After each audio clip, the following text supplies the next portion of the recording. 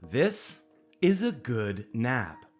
To recap, we escaped Rebirth, made it back to Mongrel, and now we are taking a well-deserved nap. Once I'm comfortably healed up enough to my basic standards, I make my way to a store in town. I'm always thinking a few moves ahead, and my current long-term plan takes me to a place on the map known as the South Wetlands. But before we go there, we'll need some robot repair kits because we intend to go there with a robot.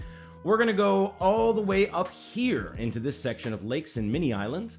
It's there that we'll find a unique NPC or non-playable character, a skeleton known as Burn. It costs nothing to hire him, he's in it for the adventure, and my plan is to use him as backup while I become a superior martial artist. If you're familiar with cheesing Kenshi, you could take a gorilla or beak thing to a bed, quit the game, reload the game, and punch and kick the creatures locked into their beds until you're a kung fu master. I intend to do this a little more naturally. And I'm gonna need someone who can run in and heal me after my ass gets kicked trying to figure out my kung fu, and especially someone who can naturally reboot after being knocked down. Also, since I'm a hiver, me and other skeletons don't react to acid water or acid rain. We could go to places other teams can't, so Beep is going to befriend only robots, at least for now. When we get there, it can be a bit of a maze of islands. Some swimming and navigating is required. For the record, if you can make it to this area early, there are lots of treasures here. Valuable loot and books and all kinds of stuff for you. There are spiders here you don't want to get swarmed by, but if you've practiced running as much as I have, you can outrun them. Problem is, you can't outswim them. My swimming sucks and I move super slow in the water. I'd have to manually run around the little bits of land until they get tired of chasing me. Burn is usually standing outside of his tower. Talk to him, be nice, be curious, and ask him if he'll join. He'll join you for free, and you get to tweak his looks when he does. I like a taller, more acrobatic-looking Burn, and just like that, we're a team. I name us Bros. Burn comes with some built-in stats. Strength, toughness, dex, 15, 14, and 13. He's got 15s in every weapon type. He's as good a medic as he's sharp on turrets, but he only has 15 in athletics. Not great, but above the starting average. He also comes with a big-ass cleaver, but this is a martial artist playthrough, so we toss it. Then we stand mighty in his abode and take a selfie in preparation to loot his possessions and sell them elsewhere. Burn's tower brings the cha-chings. There is expensive gear in here, if you can carry it. Stuff that sells for thousands and thousands of dollars. But again, the danger of coming here without athletics and strength is that if you encumber yourself with this stuff, you'll be slow running it back. And this isn't exactly the safest place on the map. Risk versus reward, play how you wanna.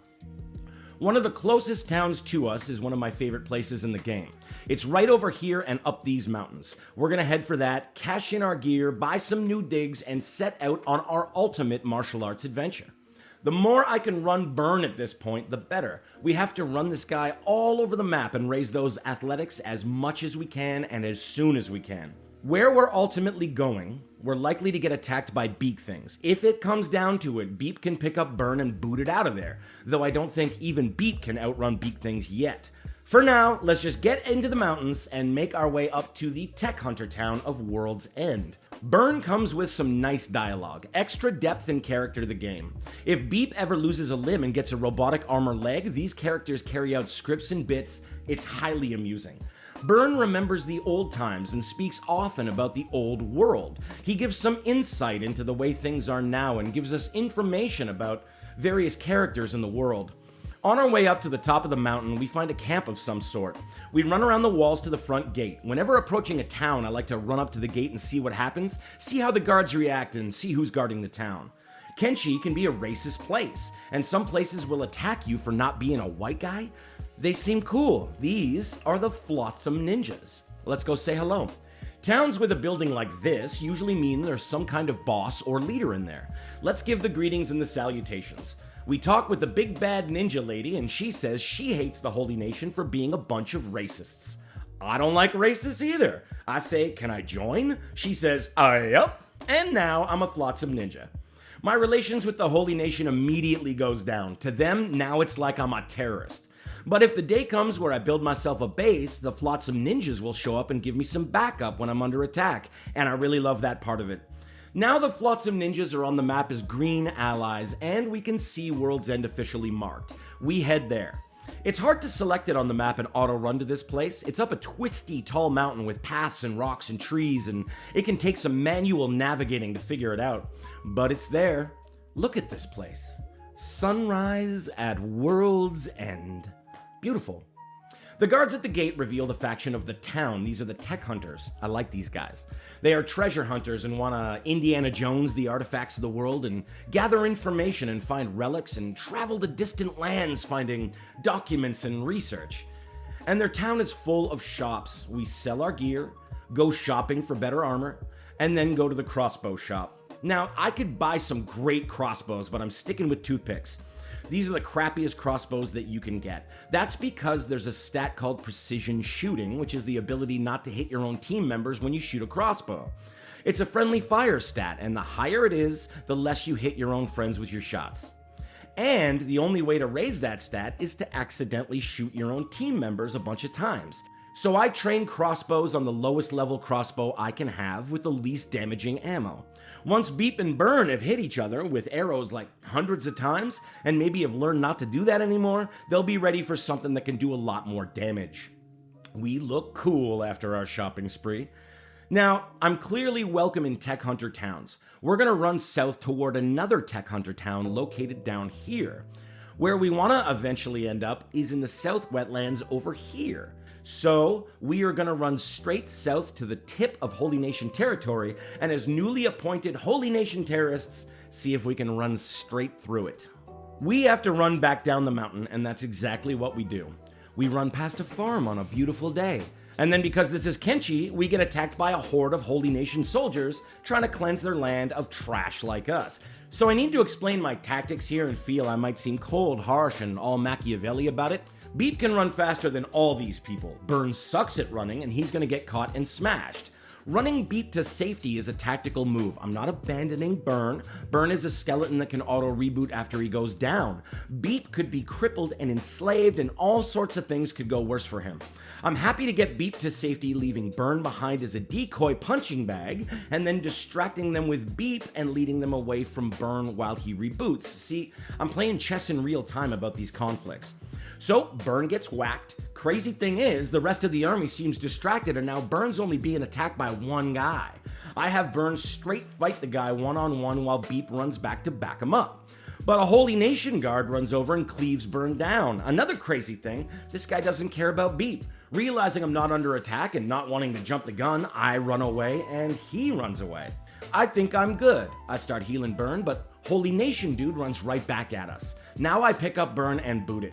This guy catches up to me, no problem. I'm screwed.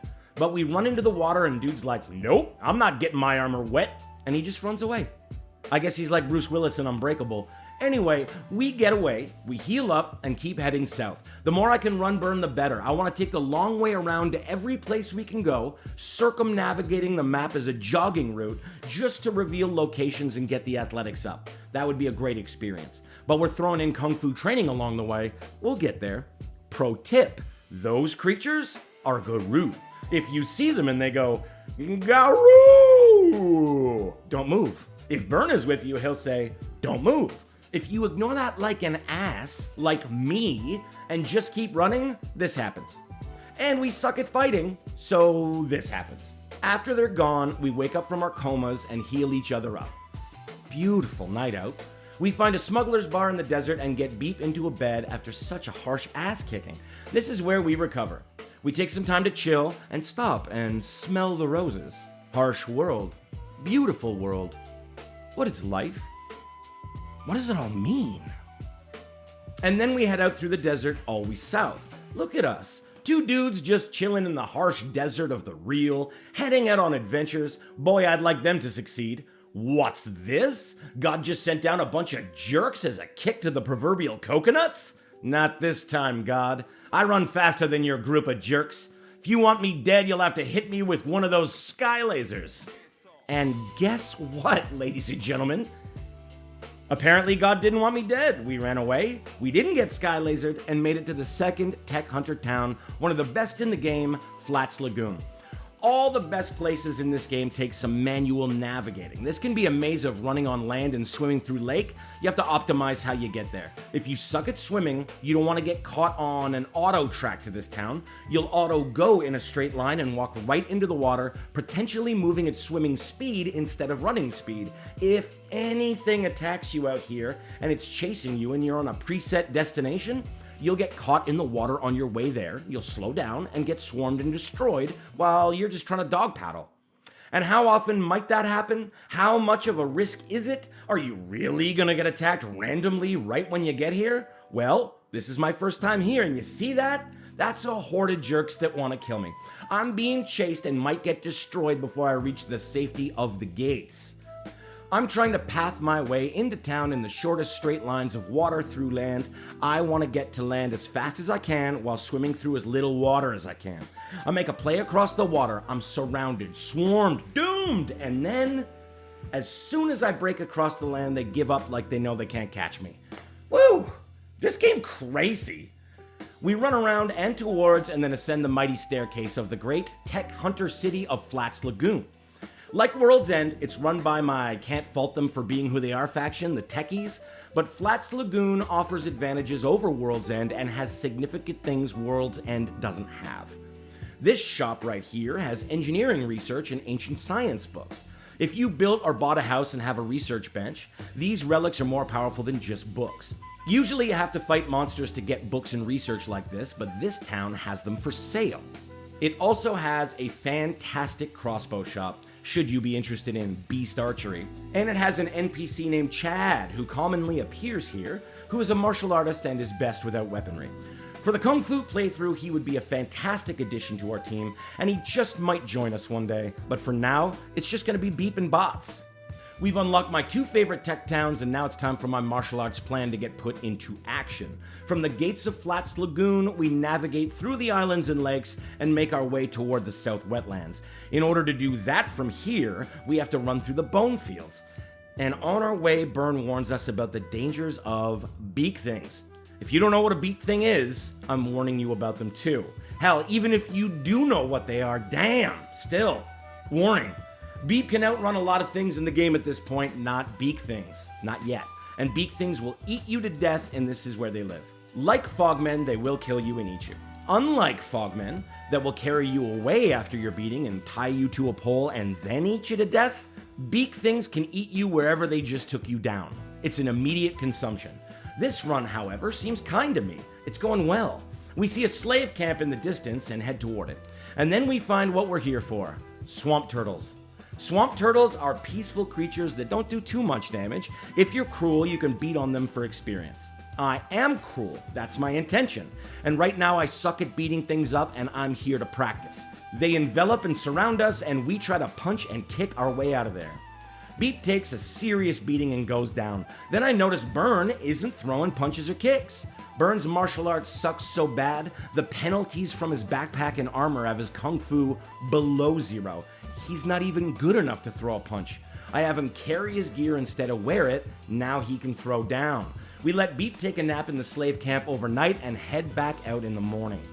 We see some swamp turtles and we jump right back into training. After a while, we actually take one down, and then Beep goes down. Byrne's martial arts is up from 4 to 6. He holds the fort in the fight for a while. Beep's leg gets messed up and he starts crawling around and taking swings at swamp turtles from the ground. He gets pinned under one and Byrne's gotta grab him and run him out of there. When it's safe, we heal up and it's time to find a new bed to help Beep recover. There are towns to the west. We run until we find Clownsteady. The only problem is I can't remember who's in charge of Clownsteady. I don't think it's the Holy Nation, but Kenshi is a pretty racist game and the gatekeepers might just attack us. Let's see. Samurai guards from the United Cities. Do you guys mind robots? I can't remember. I'm just gonna run in and see if they start a fight. Hitting left alt in a town highlights the shops. I find a bar. Bars have beds. Beep decides to rest in the most uncomfortable looking position he can figure, but he's on the mend. Byrne watches over.